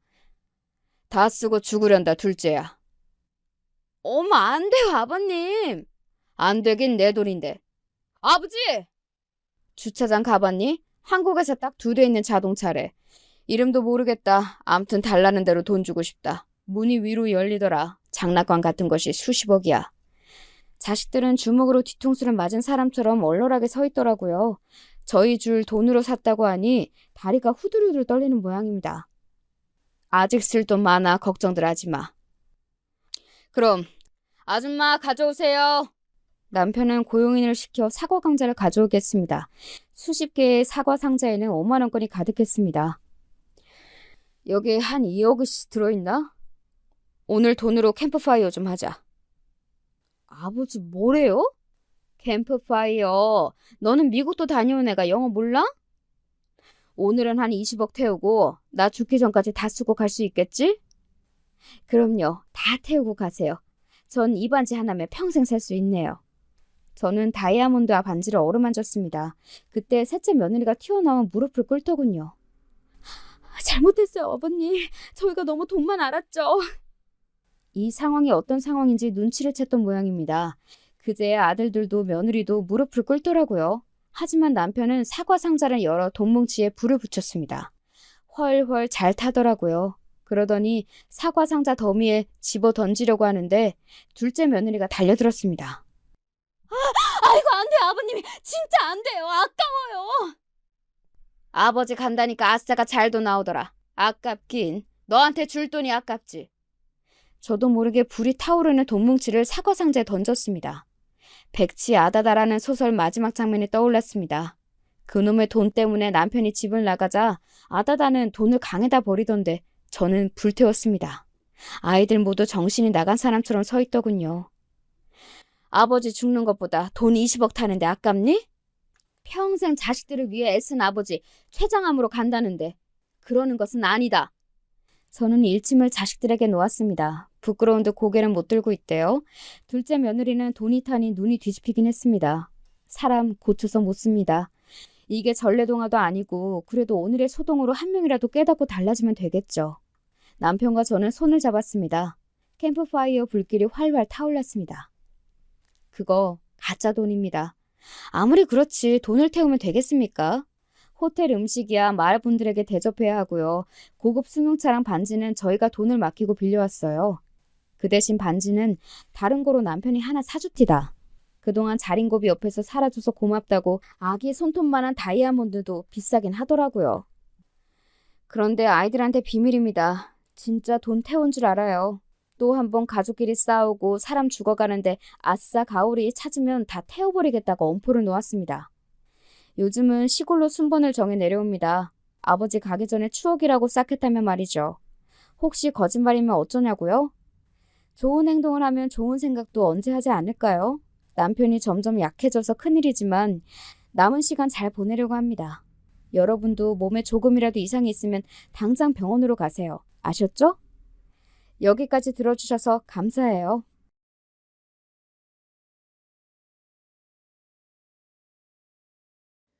안녕하세요. 저도 드디어 제 얘기를 한번 신청해 보네요. 바야흐로 제가 20대 중후반의 일이었죠. 저는 결혼을 했습니다. 아주 좋은 웃음을 지을 줄 아는 남자와 100년 가약을 맺었어요. 연애 기간은 총 1년이었습니다. 아주 딱이라고 생각했었네요. 상대방을 알려면 최소 4계절은 같이 지내봐야 한다는 속설이 있잖아. 난 추나추동을 이 남자와 보내봤으니 이제 서로에 대해 다 안다고 할 수 있지. 아니요. 안다고 하면 안 되는 것이었어요. 결혼 전에도 그 남자가 되게 복스럽게 먹는다는 생각은 몇 번 했습니다. 전 특별히 좋아하는 몇 가지 음식엔 눈을 막 반짝거리는데 그 외의 음식들은 그냥 보통 수준으로 먹는 편이에요. 원체 스타일이 그렇죠. 그래서 뭐든 잘 먹는 남편이 데이트하던 시절에 좋아 보였어요. 하지만 결혼하고 딱 3개월 만에 인식이 바뀌었습니다. 복스럽게 먹는다고요? 아니요. 제 눈엔 이제 이게 개걸스럽게 처먹는 모습만 보이고 있었어요. 여보, 우리 연애할 땐 이렇게까지 안 먹었던 것 같은데, 원래 이 정도로 먹었었나? 나 원래 이렇게 먹었는데? 이 정도로 안 먹으면 배가 안 차. 뱃속에 거지 들었어? 지금 밥 먹고 나서도 후식을 얼마나 먹는 거야, 대체? 그리고 거짓말 하지 마. 우리 연애할 때 각자 파스타 한 접시만 깔끔하게 뚝딱 먹은 적도 많았잖아. 사실 그땐 그래 놓고 배가 너무 고파서 집에 가서 라면 3개 끓여 먹고 국물에 밥 말아 먹고 그랬었어. 파스타? 그거 간에 기별도 안 가더라. 여자들이나 고상하게 먹는 음식이지. 남자들이 배 채우는 음식이라고는 절대 볼 수 없어. 뭐? 집에 가서 라면을? 거기다 밥도? 장난해? 그런 모습을 나한테 숨겼던 거야? 지금 여보가 먹는 양을 봐. 누가 보면 신혼부부 사는 집이 아니라 4인 가족 사는 집인 줄 알겠어. 왜 자꾸 사람 먹는 거 갖고 타박을 해? 난 우리 가족도 다 이 정도 먹으니까 남들도 다 잘 먹고 사는 줄 알았지. 당신이 유변을 난 걸 수도 있어. 내가 아니라. 아주 뻔뻔한 남자였어요. 본인이 평범하고 제가 유별나다고 생각했다면 어째서 연애하던 시절엔 본 모습을 그렇듯 꽁꽁 감췄던 건가요? 찔리는 게 있으니까 그랬던 거죠. 정신 놓고 매번 음식을 처먹는 남편. 저는 점차 깨달았습니다. 제가 이 남자를 계속 사랑하고 있다고 보기엔 어려운 것 같다고 말입니다. 주변에 이런 대식가를 두신 분 있나요? 하지만 아무리 많이 잘 먹는다고 해도 이 남자처럼 염치까지 없진 쉽지 않을 거라고 봅니다. 제가 집에서 막내이기도 하고 부모님은 원체 바쁘게 사셨고 아무튼 그래서 어릴 때부터 요리를 종종 해먹는 취미가 있었어요. 원하는 음식을 하기 위해 직접 장을 보기도 하고 집에 있는 식재료를 적극 활용하기도 하고 이런 소소한 재미를 느끼는 성격이었거든요. 근데 남편은 저로 하여금 요리하는 것에 치가 떨리도록 만든 놀라운 남자였습니다. 전 제가 한 남자의 아내가 된 건지 전속 요리사 및 뒤치다꺼리 담당자가 된 건지 너무 헷갈렸어요. 요리하고 치우다 보면 시간이 너무 많이 소비가 됐습니다. 지금처럼 아주 고물가에 돌입한 때도 아니었건만 그때 기준으로 한 달 식비가 300만 원이었어요. 이게 과연 정상의 범주에 속할 수 있을까요? 저는 먹는 양이 많지가 않기 때문에 전부 다 남편 입으로 들어가는 비용이었습니다. 끝도 없이 처먹는 꼬라지를 보고 있자니 요리하는 것도 즐거워지지가 않았어요. 결혼하고 나서 남편은 슬슬 살이 불어만 갔는데 전 반대로 피골이 상접해졌죠. 전 오뚜기 카레가 항상 4인분짜리라고 생각하고 살았는데 어느 날 포장지를 보니까 12인분이라고 적혀 있더라고요. 남편이랑 살다 보니 저도 감각이 이상해졌던 거예요. 아니, 여태까지 12인분짜리를 해서 항상 이틀 안에 다 먹었던 거야? 미친 거 아니야? 진짜 현기증이 났습니다. 이러다간 요리하고 치우다가 골병 들겠다 싶은 생각마저 들더군요. 마트에서 반찬 만들어져 있는 걸 바리바리 사서 날라다가 그걸로만 어느 순간부턴 냉장고를 채웠고 식탁 위에 내놨습니다. 그랬더니 남편이 눈치채고선 입이 대빨 나와선 성의가 없다며 얼마나 툴툴댔던지 몰라요. 어처구니가 없었죠. 많이 처먹는 것 자체도 문제였지만 근본적으로 남편은 저를 향한 존중이란 게 없었습니다. 도깨비 방망이처럼 절 아주 그냥 음식 나와라 뚝딱 하면 되는 유용한 물건처럼 여기는 듯했죠. 정말 괘씸했던 것 중 하나가 저를 물주로만 보기도 했단 점이에요. 제가 금전적으로는 좀 여유가 있는 사람이었거든요. 대신 친정 집안에 이러저러한 사정이 있어서 많이 심란했기 때문에 빨리 결혼이나 해서 마음의 안정을 찾고 싶다는 생각이 강했습니다. 남편은 직장은 보통이었고 모아놓은 돈도 별로였으나 먼 지방에 사는 시댁에 땅이 좀 있었어요. 800평인가 그랬습니다. 그거 가지고 유세를 많이 떨었죠. 연애하던 시절엔 그게 그럴싸해 보였는데 결혼하고 나서 냉정하게 생각해 보니까 그놈의 시골 땅 개발도 안 될 것 같고 값이 오를 전망도 없고 팔기 전엔 10원도 도움 안 되는 것이더군요. 근데 남편은 그거 배경 하나만 가지고 저랑 결혼했는데 결혼하고 나서 그 모든 식비를 저에게 전가했던 겁니다. 당연히 제가 해줘야 하는 거래요. 제가 살림을 도맡기로 했으니 식비는 당연히 제가 감당해야 하는 몫이라 그랬습니다. 결혼 전 그리고 초반까진 저도 동의했죠. 하지만 몇 개월 뒤 전 다달이 나가는 엄청난 식비에 속이 부글부글 끓게 됐고 나가는 돈보다도 더 열받는 남편의 태도에 머리 뚜껑이 매일같이 열렸다 닫혔다를 반복했습니다. 제가 집에다가 졸라서 나 지금 결혼하고 싶다며 자신 있게 강하게 밀어붙였던 결혼이었기 때문에 차마 이혼이란 소리는 입에 못 올리겠고 속만 터졌었죠. 어느 순간 머리도 아프고 정신이 피폐해지는 것 같아서 밖을 나돌게 됐어요. 이상하게 놔둔 건 아니었고요. 한 동네 사는 애기 엄마가 자기가 대형마트의 푸드코트에서 알바를 하고 있는데 애기가 계속 아파서 일을 못하게 됐다며 후임을 구해주고 나가야 업장에 안 미안할 것 같다는 이야기로 저에게 그 자리를 권해온 거예요. 저는 그 애기 엄마한테 일전부터 그게 어려울 일 없는 알바라는 얘기를 들은 적이 있었기에 수락했습니다. 그리고 홀린 듯이 일을 나갔는데 되게 힘든 거예요. 근데 놀라운 건 같이 일하는 주변 사람 그 누구도 이 일을 힘들어하고 있지 않았단 겁니다. 나는 집에서 힘들다, 힘들다 하면서 일했는데 그런 일과 이런 일은 결이 다른 거였구나. 가만 보면 난 아르바이트 비슷한 것이라도 한번 해보지 않고 살았지. 이게 좋은 사회 경험이 될지도 모르겠다. 전 왠지 오기가 생겨서 바로 그만두지 않고 어디 한번 부딪혀 봤어요. 그랬더니 2주가 지나자 금세 적응되더군요. 앞치마를 입고 행주를 진 채 푸드코트를 누비는 게 너무나도 자연스러워졌어요. 익숙해지고 나니까 이게 정말로 쉬운 아르바이트라는 생각도 들게 됐고요. 근무 시간대가 특히 마음에 들었습니다. 오후 5시부터 밤 9시까지였거든요. 그 말인즉 아르바이트를 나간 날이면 남편의 저녁밥이니 야식이니 하는 것들 때문에 스트레스 받을 필요가 없었습니다. 돈이 필요한 것도 아닌데 왜 갑자기 아르바이트를 하냐고 하면서 남편은 툴툴거렸죠. 그래서 제가 말했습니다. 누구 씨가 먹는 거에 환장하는 모습을 보고 있자면 머리가 깨질 듯 아파서 그래. 게다가 그렇게 잘 먹는 누구 씨가 나한테 식비는 땡전 한 푼 안 주거든? 아무리 가득 찬 곳간이라도 언젠간 바닥을 보이기 마련이잖아? 그게 무서워서라도 돈 벌어 나가려 한다. 어쩔래? 그랬더니 남편이 씩씩거리면서도 차마 대꾸를 못하더군요. 차라리 진솔하게 자기 자신을 내려놓고 저와 대화를 나누려고 했다면 판도가 달렸을 수도 있는 일인데 그렇게 나올 줄 모르는 남편 덕분에 저희 두 사람은 파국을 향해 달려갔던 듯 싶습니다. 아르바이트를 하면서 다른 사람들과 이런저런 이야기도 틈틈이 나누게 됐는데요. 제가 그때 나이가 어린 축에 속했기 때문에 대부분 기혼자 인생 선배님들이 많았습니다. 그리고 제가 부끄럽지만 남편의 식탐 때문에 고민이란 걸 털어놓은 적도 있었고요. 이렇게 표현하면 너무 오버하는 것 같지만 저는 진심이에요. 이러다가 남편 밥 차려주다 세상 떠나는 거 아닐까 싶어요. 하루 종일 남편 먹는 문제 때문에 신경이 쓰여서 머리가 아프고요. 이런 걸로 스트레스 받는 것 자체가 진짜 부끄러워요. 밥 차리는 건 물론이고 집안일에 손 하나 까딱을 안 하는 남편인데 때마다 대는 핑계도 가지가지라서 그 얄미운 꼬라지 보기 싫어서라도 그냥 제가 다 하네요.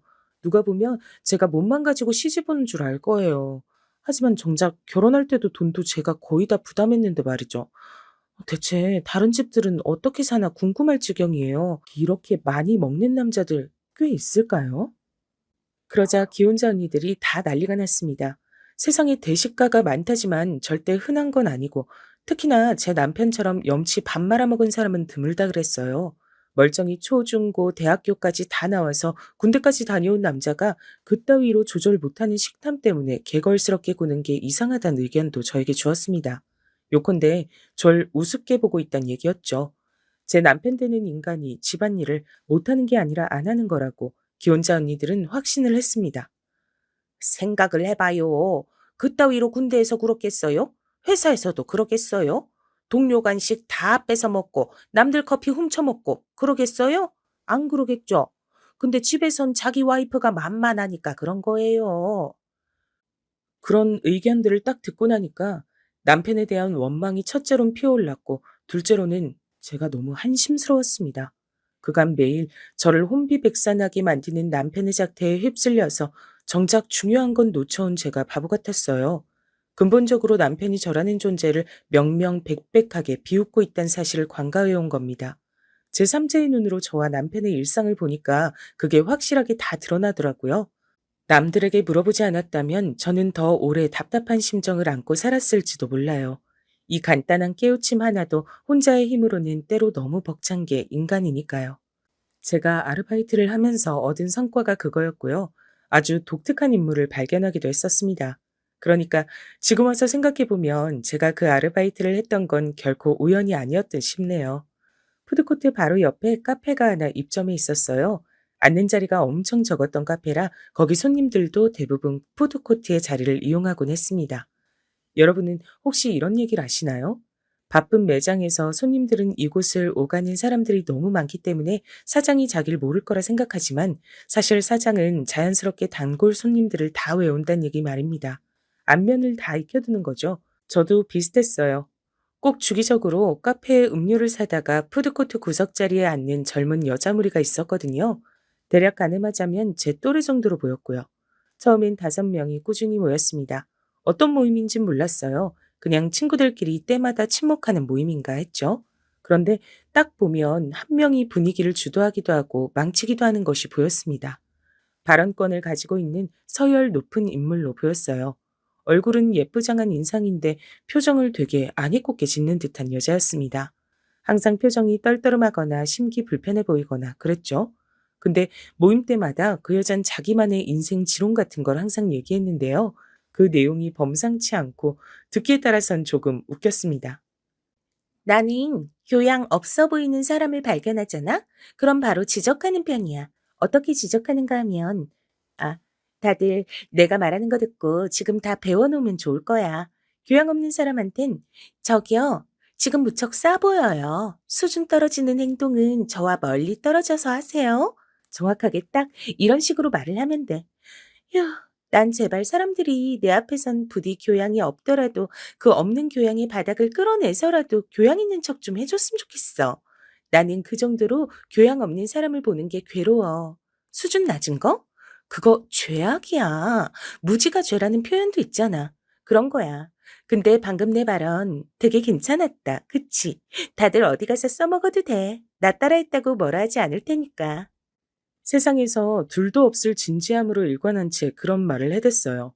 전 처음에 언뜻 듣고 일부러 개그를 치는 건가 생각을 했을 정도였는데 아니더라고요. 그 본인은 무척 진지했어요. 그리고 듣는 사람들 표정은 뭐랄까? 난해한 기분을 감추려고 억지로 웃는 모양새였죠. 적어도 저나 푸드코트의 다른 사람들이 보기엔 그랬단 겁니다. 그러다가 어느 날 5명 무리 중에서 한 명이 그 인생 지론을 펼치는 여자한테 지적을 하면서 싸웠던 거예요. 제발 재수도 없고 논리도 없는 헛소리 좀 모임에서 그만하라고 하더군요. 큰 목소리로 짜증을 내는 바람에 사람들의 이목이 거기로 집중됐었죠. 그 덕분에 저는 기혼자 언니들과 그 모임의 무리에 대한 감상을 나눠볼 수 있는 기회가 됐었고요.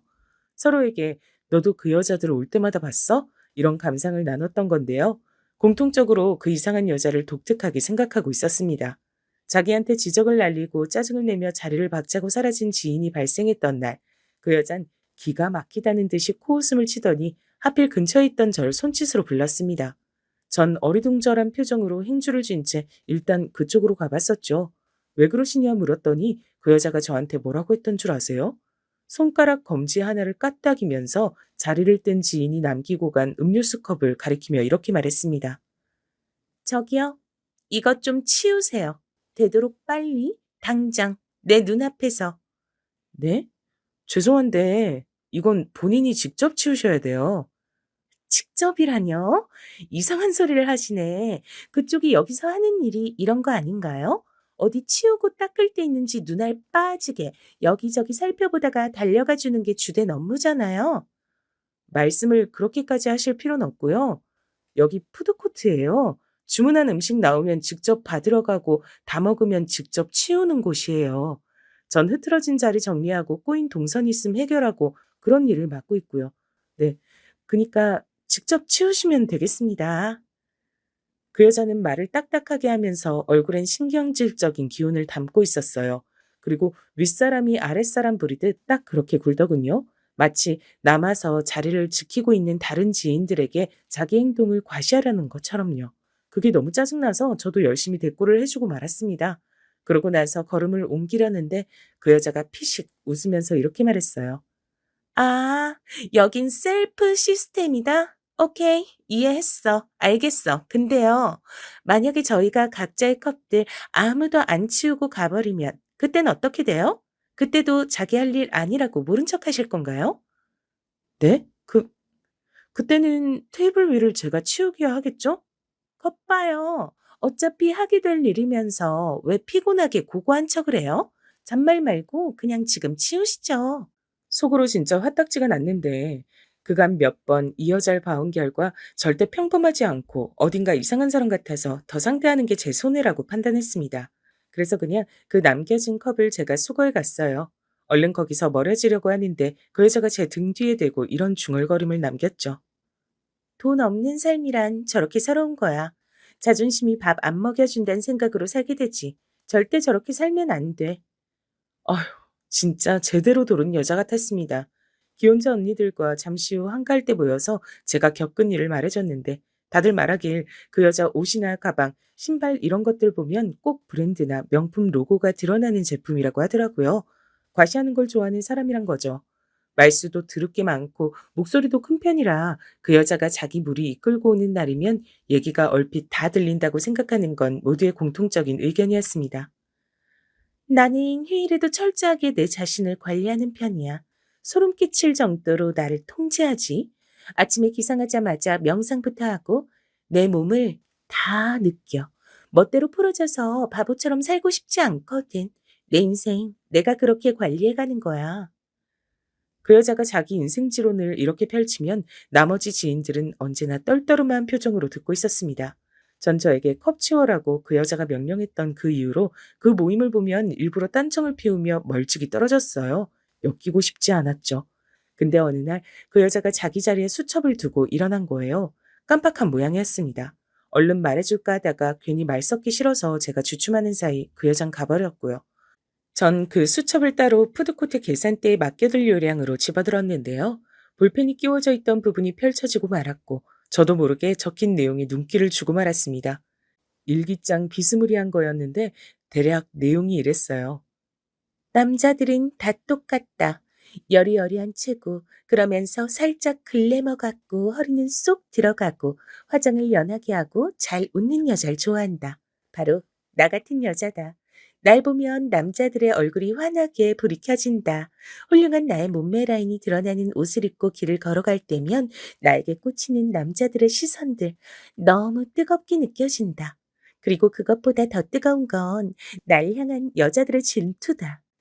너무 피곤하다. 내가 예쁜 얼굴과 몸매에 명품 가방까지 들고 있단 걸 여자들은 용납하질 못한다. 나 같은 여자가 시집도 잘 갈 거란 걸 알기 때문이겠지. 뭐 어쩌겠어. 내가 너무 잘난 탓이다. 여자들한테 하도 욕을 많이 먹어서 음식을 안 먹어도 배가 부르네. 오늘도 저녁을 굶어야지. 더 완벽한 몸매와 더 완벽한 나의 인생을 위하여. 건배. 슬쩍 눈으로 글자들을 훑는 동안 전 머리가 다 아팠던 것 같아요. 저로 하여금 이렇듯 머리가 아프게 만들다니 남편이랑 자자에 이어서 이 여자도 대단한 인물이란 생각이 들었습니다. 존재만으로 남을 피곤하게 만들 수 있다는 게 대단한 일이죠. 인생을 살면서 이런 이들과 엮이는 건 피하는 게 상책이란 생각도 들고 있었죠. 전 그 수첩을 계산대에 맡긴 이후 딱 2주 뒤 그 일을 그만뒀습니다. 친한 기혼자 언니들과 인연을 맺었고 사회 경험도 했었기에 결과적으로 너무 해보길 잘했던 일이었는데 그때 그만둔 이유는 남편과 이혼을 하기 위해서였죠. 제가 열받아서 짐을 싸서 나와버렸거든요. 그 지독한 식탐은 사실 제일 큰 문제가 아니야. 가장 큰 문제는 당신이 나를 조금도 배려하지 않고 있단 거야. 이럼 내가 당신하고 왜 살아? 결혼 생활을 왜 더 이어가야 돼? 나 솔직한 심정으론 이혼하고 싶어. 아르바이트 다닌다고 했을 때부터 이상했어. 당신 바람난 거지? 그렇지 않고서야 나한테 이럴 리가 없는데. 내가 이혼을 왜 해줘? 못 해줘. 만약 이혼하게 된다고 해도 책임은 당신한테 있으니까 나한테 돈 물어줘. 남편이 너무 찌질하게 반응해서 더 싫어졌어요. 호구처럼 다 퍼주는 것도 사랑이 남아있을 때나 가능한 것이었습니다. 콩깍지가 다 사라지고 나니까 제가 마치 말 더럽게 안 처먹는 자식 새끼 키우면서 애끓는 엄마가 된 것만 같았습니다. 도저히 남편이 남편 같질 않고 제가 울며 겨자 먹기로 책임져야 하는 존재처럼 느껴졌어요. 진절머리가 나서 냉전에 들어갔죠.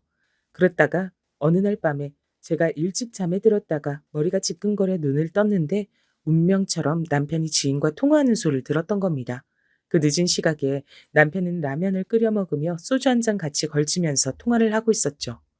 아, 그렇다니까. 당황스럽고 짜증나 죽겠다. 돈은 많고 머리는 텅텅 빈 이런 여자를 내가 어떻게 다시 만날 수 있겠어. 다 잡은 물고기라 생각해서 내 멋대로 편하게 행동했더니 서서히 내가 발목 잡히는 중이네. 아우, 머리는 텅텅 빈 주제에 계속해서 내 전용 식모살이 날 것이지. 왜 자꾸 배려니 존중이니 이딴 개소리를 짓거리며 나한테 화를 내는 건지 몰라. 아, 마냥 쉬운 여잔 줄 알았는데. 아, 이게 다 뭐람? 남편의 진짜 본심을 들어버린 거예요. 엄청난 발언을 이어가면서도 라면 국물에 찬밥 말아 먹으려고 밥통에서 열심히 밥을 푸는 뒷모습을 보고 제가 이를 갈았습니다. 식탐에 미친 작자인 덕분에 오로지 먹는 것에만 정신이 팔려 있어서 제가 그쪽으로 몰래 팔을 길게 뻗고 녹음을 시작하는 것도 눈치채질 못했죠. 전 그렇게 슬픈 증거물을 확보한 뒤 이혼 선언을 제대로 날렸고 그 집에서 나왔던 겁니다. 그 후론 당연히 이혼이죠. 잘못했다고 앞으로는 하루에 밥 3공기만 딱 먹겠다고 눈물로 빌던 그 남자의 처절한 마지막 모습이 너무 징그러워서 잘 잊혀지지가 않네요. 네, 바로 여기까지가 제 전 남편과의 이야기입니다. 제 인생에서 가능하다면 도려내고 싶은 나날이죠. 제가 굳이 전 남편 얘기를 꺼낸 이유가 있는데요. 그건 잠시 후에 밝혀드릴게요. 당시까지의 제 집안 친정 사정을 먼저 잠깐 짚고 넘어가야 할 것 같은데요. 전 집에서 늑둥이 막내고 위로 오빠만 둘입니다. 그리고 친정에 재산이 많았어요. 하지만 친정 아버지께서 워낙 완강한 구두쇠셔서 전 형편에 비할 정도로 유복하게 자라진 못했고요. 아무튼 제가 대학에 입학하고 얼마 지나지 않아 친정 아버지께서 쓰러지셨습니다. 병원에서 검사를 받은 결과 암이란 청천벽력과도 같은 선언이 있었죠. 오빠들은 이미 장가들을 간 상태였고요. 건강에 큰 문제가 생기자 아버지께선 재산 분할에 대해 진지하게 고려를 하게 되셨어요. 그리고 장가를 들어 가정을 꾸린 아들들에게 재산의 8할을 나눠주고 저에겐 나머지 2할을 주겠다고 결정 내리셨죠. 정리하자면 오빠들은 각각 40%씩, 저는 20%를 받게 된 것이었는데요. 저 혼자 적게 받게 된 것도 어이없고 섭섭했는데 더 가관이었던 건 오빠들의 반응이었습니다. 작은 오빠가 저 들으라고 투덜거렸죠. 아직 대학생인 애가 뭔 돈이 필요하겠어? 생활비나 좀 하라 떼어주면 그만일 것 같은데 막내한테 너무 많이 가네. 아깝게. 뭐? 오빠, 말 다 했어? 오빠들만 부모님 자식 아니야. 나도 똑같은 자식이야. 그리고 오빠들은 학교 다닐 때도 사고뭉치 문제 아들이었고 둘 다 한 번에 대학 못 붙어서 나란히 재수했잖아. 큰 소리 쳤던 것들과는 다르게 결국 직장도 제대로 못 잡아서 부모님 인맥에 기대서 낙하산 자리나 필사적으로 알아봤던 게 어디 사는 누구들이더라? 이게 진짜 너 조그만 게 자꾸 건방지게 굴래? 조그맣다니? 누가? 엄마 닮아서 키 작은 오빠들 말하는 거지? 난 아버지 닮아서 키가 크잖아. 여자인 나하고 키가 비슷하다니. 오빠가 참 작긴 작다. 말하는 꼬라지하군. 너 진짜 가만 안 둔다. 너한텐 재산 못 가도록 할 거야. 네가 큰 돈이 왜 필요해? 필요한 일 생기면 넌 우리한테 손이나 벌리면서 살면 되는 거야. 그 상황에서 큰오빤 작은오빠의 편을 들었고요. 친정엄만 갑갑해하셨고 아버지께선 상황 파악을 하시고 당신께서 돌아가신 이후에도 재산을 바로 자식들에게 가게 하는 건 시기상조 같다고 그렇게 최종 결정을 하셨습니다. 엄마가 관리하시기로 한 거죠. 오빠들은 실망하며 제 탓을 했어요. 전 그러거나 말거나 아버지의 마지막 날들을 그대로 흘려버리기가 아까워서 제 생활을 뒷전으로 한 채 열심히 곁을 지켜드렸습니다. 병원에서 초기에 예상했던 것보다 무려 1년을 더 살고 떠나셨어요. 꿋꿋한 척 하셨지만 상심이 내심 크셨던 건지 아버지 돌아가시고 나서 엄마께서 한동안 알아누우셨죠. 우울증이 와서 칩거 생활도 하셨고요. 그때마다 제가 엄마를 들여다보며 챙겨드렸습니다. 제 취미가 요리잖아요. 그래서 맛있던 것도 직접 많이 해드리며 기운을 북돋아 드렸어요.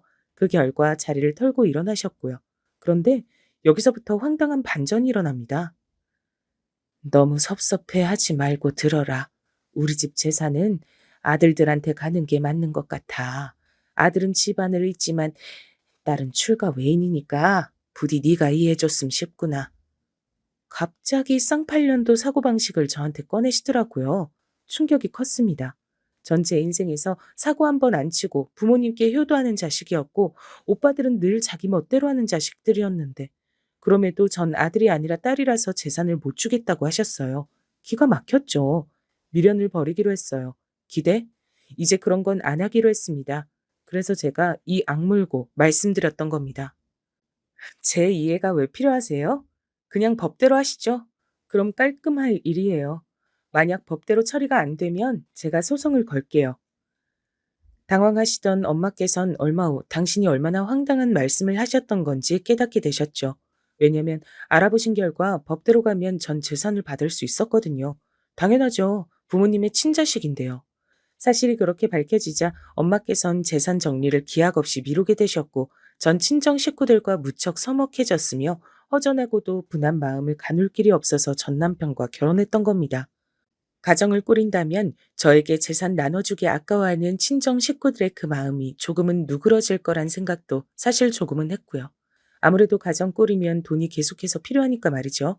근데 전 남편은 제 배경, 조건을 선호했던 것이고 제가 집안일을 하나부터 열까지 다 맞춰주는 걸 즐겼으며 개걸스러운 식탐이 끝내주는 남자였으니 결혼 생활이 결국 파국을 맞았던 겁니다. 이혼하고 나서 너무 창피했어요. 큰소리 떵떵 치면서 결혼했던 장본인이 전데 이혼이라니 미치도록 민망했습니다. 근데 여기서 또 한 번의 반전이 일어나더라고요. 우리 딸, 그간 혼자 마음고생이 얼마나 심했을까. 힘들단 소리 한 번을 안 하고 내색 한 번 안 하고 혼자 꾹 참다가 이혼까지 한 거 보고서 내가 많은 생각 들었다. 넌 언제나 이렇듯 혼자 버티고 이겨내는 아이였지. 스스로 해낼 줄 알았어. 성격도 독립적인 너는 알아서 다 잘할 거라 생각하고 재산도 별로 필요 없을 거라고 은연중에 생각해왔나 봐. 정말 미안하다.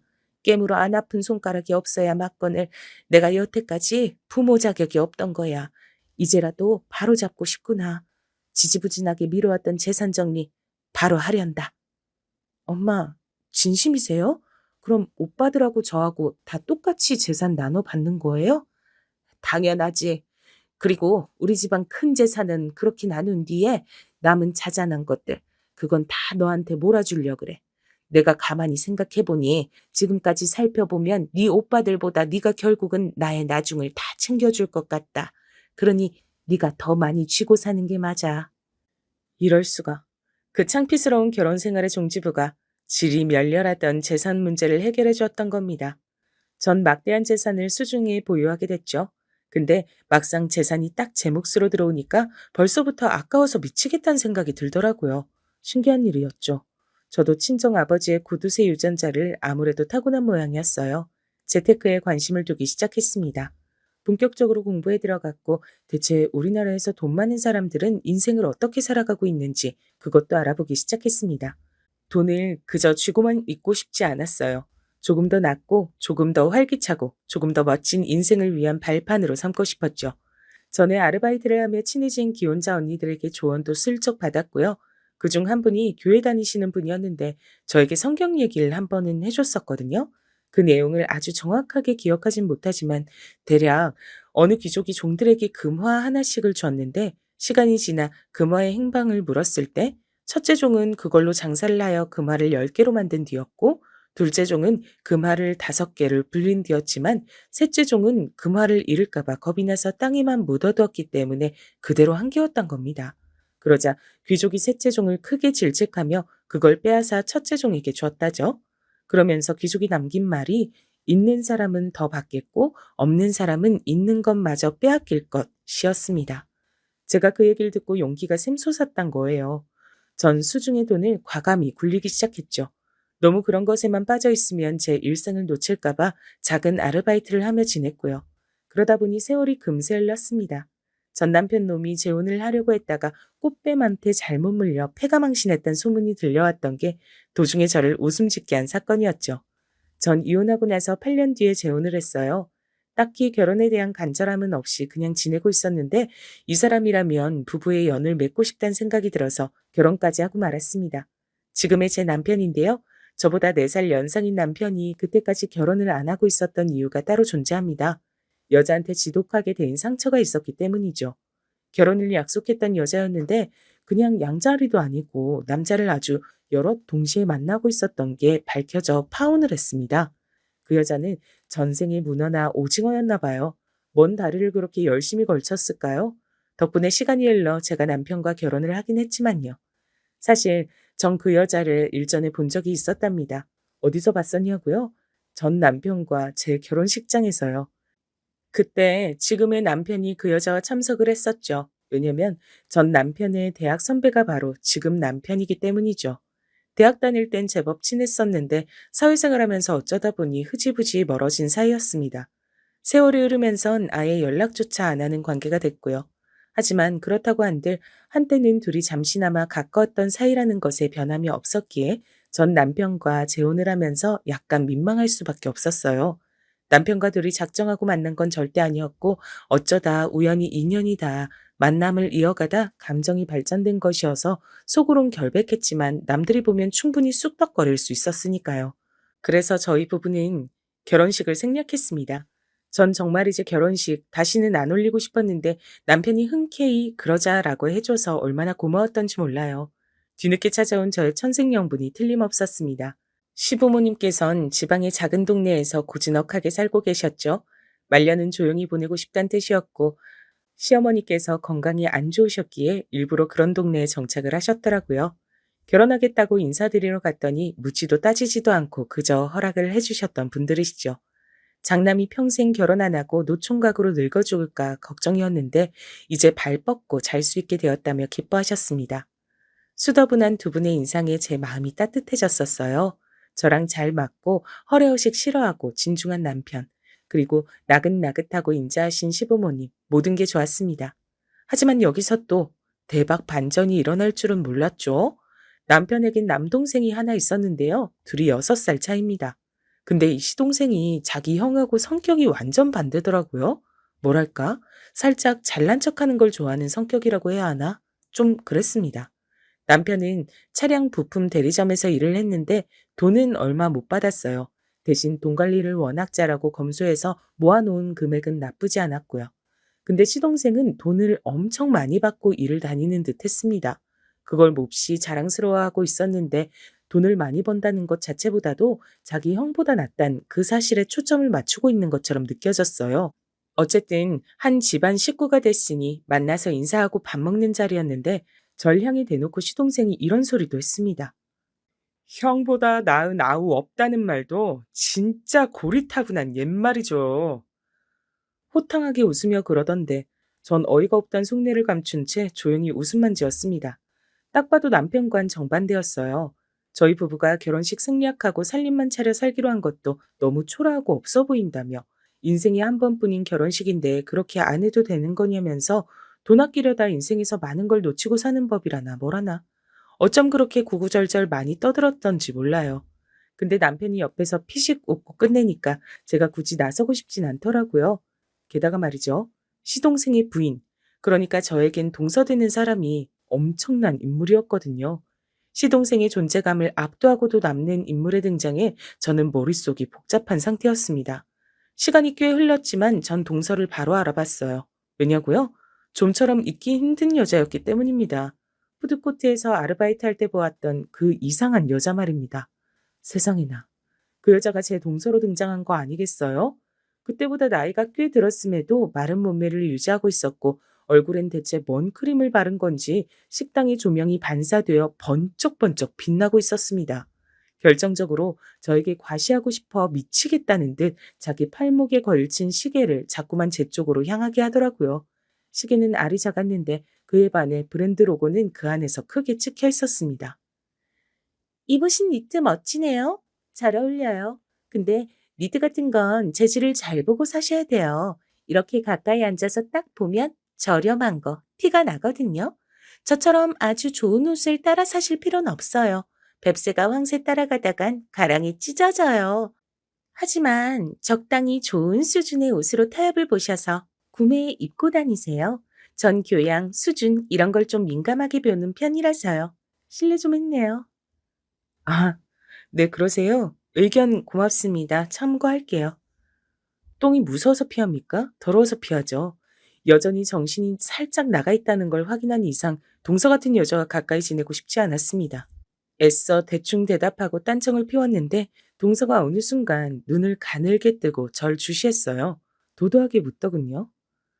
왠지 낯이 익은 것 같은데 혹시 저 보신 적 있나요? 그럴 리가요. 어머, 저한테 작업 거시는 거예요? 그만큼 제가 마음에 드셨나 보네. 관심 고마워요. 무슨 관심이란 거예요? 이상한 소리 하지 마세요. 금세 발끈하는 동서를 보자 속으로 고소했네요. 다행히 동서는 더 이상 절 캐묻지 않았죠. 제가 변변치 않은 배경이 형수라고 생각한 건지 시동생은 그 자리에서 아주 의기양양한 표정이었습니다. 저희 부부가 사야 마땅한 자리라서 계산했을 뿐인데 측은하게 절 보더군요. 참나. 이튿날 제가 남편에게 시동생 부부가 어떤 사람들인지 물어봤습니다. 그랬더니 남편이 하는 말이 자기가 어렸을 때 장남이라서 대우를 많이 받았는데 그것 때문에 시동생의 자격지심이 엄청나단 겁니다. 시동생이 제일 싫어하는 단어가 장남이래요. 남편보다 좋은 대학 가고 싶어서 괜찮은 대학 합격해놓고도 굳이 재수를 했던 독종이라 그랬습니다. 제가 딱 봐도 남편은 시동생에게 아무 유감 없고 별 생각도 없는데 시동생 혼자 북치고 장구치고 하는 타입이더군요.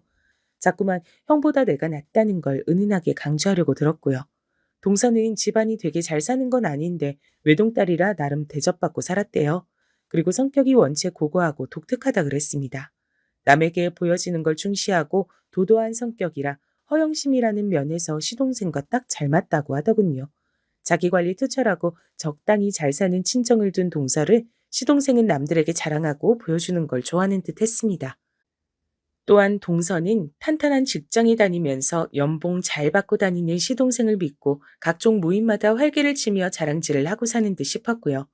연놈들이 쌍으로 잘 만났구나 싶어서 그러려니 뒀어요. 몇 주 후 시어머니 생신 때가 다가와 다 같이 시댁에 모이게 됐는데요. 시동생 부부가 절 보자마자 피식 웃더라고요. 무시했습니다. 그랬더니 안달이 났는지 시동생이 슬쩍 다가와 속삭였어요.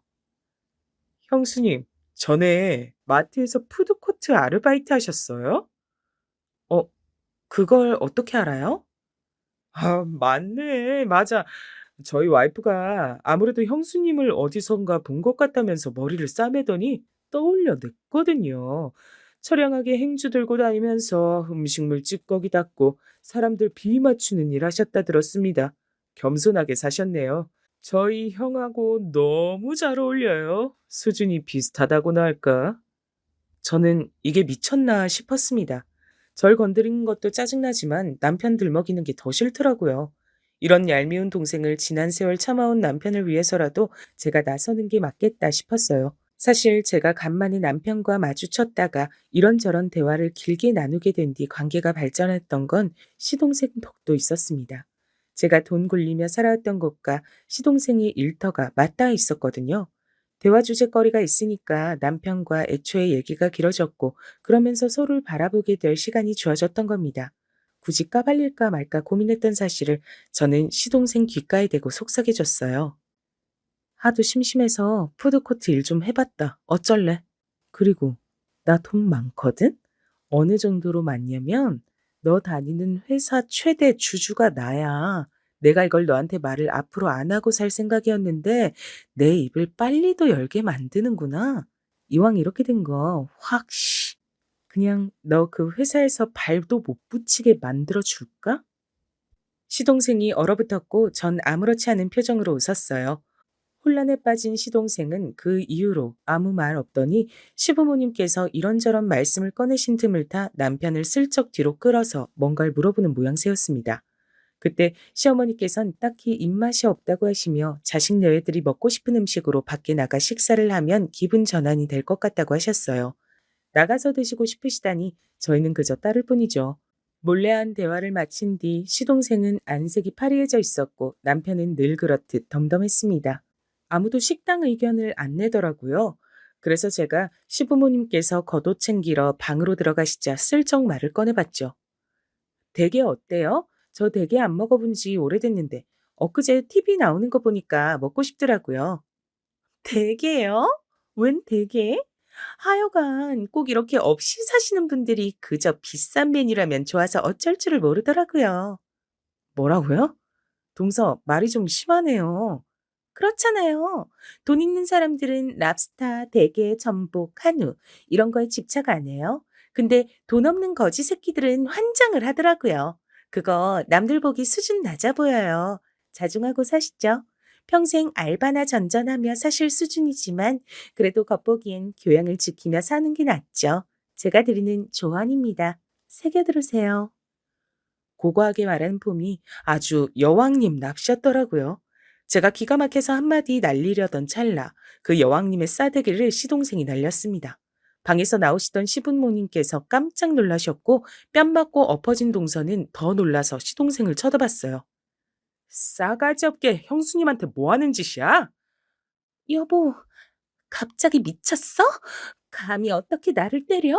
너무 잘난 아내만 보다가 거지 형수 보니까 불쌍하게 느껴져서 이러는 거야?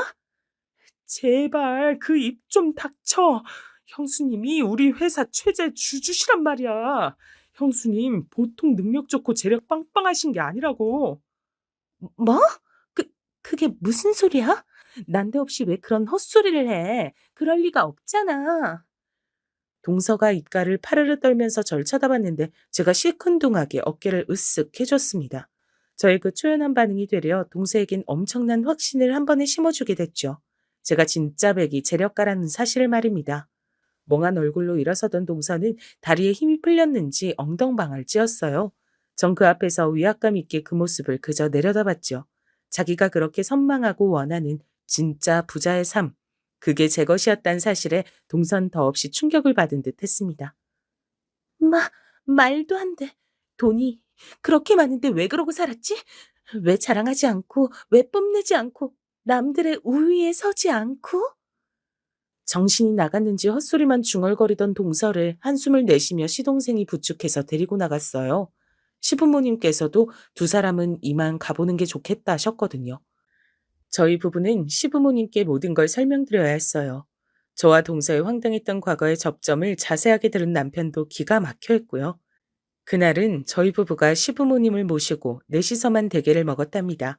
그리고 다음날 시동생과 동서가 퀭한 얼굴로 나타났어요. 직접 얼굴 보고 사과를 하고 싶다기에 고민하다가 신혼집으로 불렀습니다. 최고급 주상복합 아파트에 들어선 두 사람은 참담한 얼굴들이었죠. 저희 부부가 사는 동네만 들었었고 아파트 이름을 몰랐었던 두 사람은 그제야 지끈거리는 머리들을 부여잡았습니다. 제가 두 사람에게 말했어요. 만약에 서방님이 자기 형을 형으로 대우해주고 좋은 마음으로 잘 지냈다면 집이 어딘지 진작에 알았겠죠. 집들이 왔을 테니까요. 멋대로 혼자 모난 마음을 가지고 살았으니까 이렇게 된 거 아니겠어요? 그리고 동서, 내가 전부터 해주고 싶은 얘기가 있었는데 남들 눈엔 동서가 하나도 안 멋있어. 꼴값 떠는 걸로만 보이고 우스워. 이건 내가 동서한테 진심으로 해주는 조언이니까 제발 귓구멍 파고 새겨 들어요. 알았어요? 두 사람 다 얼굴이 시뻘겋게 된 채로 제 앞에서 고개를 숙였습니다. 그 이후로 대단히 사이좋게 잘 지낸 건 아니었고요. 그럭저럭 지냈는데 두 사람 다 공통적으로 저희 부부의 눈치를 살피느라 정신이 없어진 게 엄청난 변화였죠. 특히 동서는 두 번 다시 헛소리를 늘어놓지 않게 됐어요. 아니, 헛소리가 뭔가요? 제 앞에선 아예 찍소리조차 못하게 된 걸요. 그리고 저는 가정적인 남편 덕분에 친정엄마의 얼굴에 웃음꽃 피워드리면서 잘 지내고 있답니다.